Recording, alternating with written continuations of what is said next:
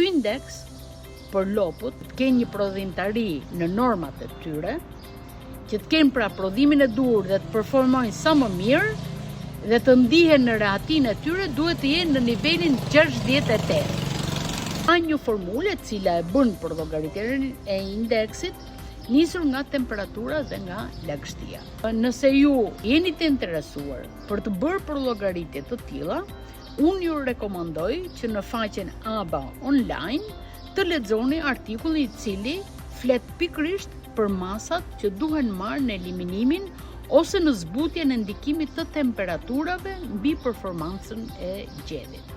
Do të dua të ndalem pak edhe në një tregues tjetër i cili është shumë i rëndësishëm dhe ka të bëjë me procesin e frymëmarrjes. Me shtimin e temperaturave, frymëmarrja e lopëve vjen dhe rritet apo shpeshtohet deri në rëndimin e saj. Ajo që duhet të mbani parasysh në kushte optimale, sikurse janë dhe këto në këtë stallë ku jemi sot, është e mundur që lopa të arrijë një frymëmarrje deri në 60 frymëmarrje në minutë. Nëse lopa e shton intensitetin e frymëmarrjes në minutë, pra kalon 60 frymëmarrje në minutë, do të thotë kushtet në stallë nuk janë të përshtatshme, do të thotë që ajo adreson apo drejton një pjesë të energjive të saj që do t'i kishte drejtuar për të prodhuar, do t'i drejtojë të trupin e saj të freskët.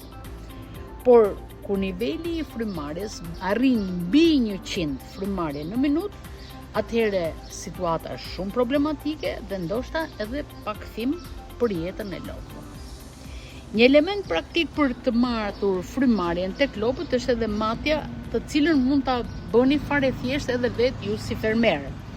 Me anë të celularit, duke përdorur simbolin e orës, mund ta gradoni programin që të bëj numërimin e frymëmarrjes në 15 sekonda. Shifra që do t'ju rezultojë nga matja e frymëmarrjes për 15 sekonda shumëzohet me 4 për të nxjerrë frymëmarrjen në 1 minutë. Për shembull, lopa në 15 sekonda rezulton se kryen 20 frymëmarrje, atëherë këtë do të thotë që 1 minutë ajo kryen 20 herë 4 80 frymëmarrje, që është një frymëmarrje e agravuar, sepse rritet mbi nivelin maksimal të frymëmarrjes normale, që është pra ai që tham 60 frymëmarrje.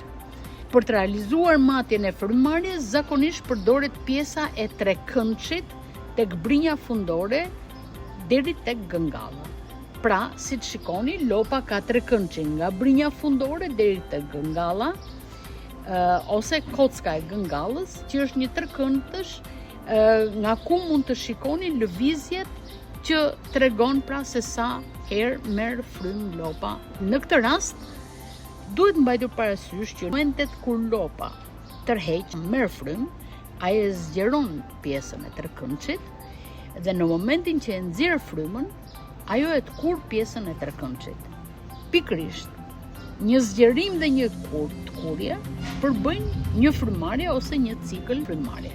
Atëherë, nëse ju arrini të numëroni për shembull 15 frymëmarrje në 15 sekonda, kjo do të thotë që lopa merr frymë 60 herë në 1 minutë, gjë e cila treguesi i cili është një frymëmarrje brenda kufive normal të frymëmarrjes. Edhe një herë për ta përmbyllur këtë mesazh të thjeshtë dhe të shkurtër në lidhje me reagimet që duhet bëjmë në kushtet e temperaturave të larta, dua të theksoj se është shumë e rëndësishme që temperatura optimale në aktivitetin normal të lopëve është nga 0 në 25 gradë. Prandaj, çdo rritje e temperaturës na krijon problem si për prodhimin e qumshtit, për riprodhimin, ashtu dhe mbarvajtjen në përgjithësi të tu. Ndaj, cilat do qofshin kushtet e fermës suaj. Fermë e vogël apo një fermë e madhe.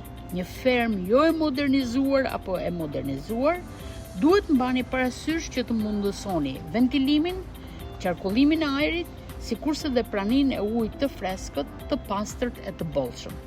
Gjithashtu dhe hijezimet e ambienteve të stallave. Ju bëj thirrje edhe një herë, nëse keni kuriozitet të shtuar, të drejtoheni artikujve të ABA online.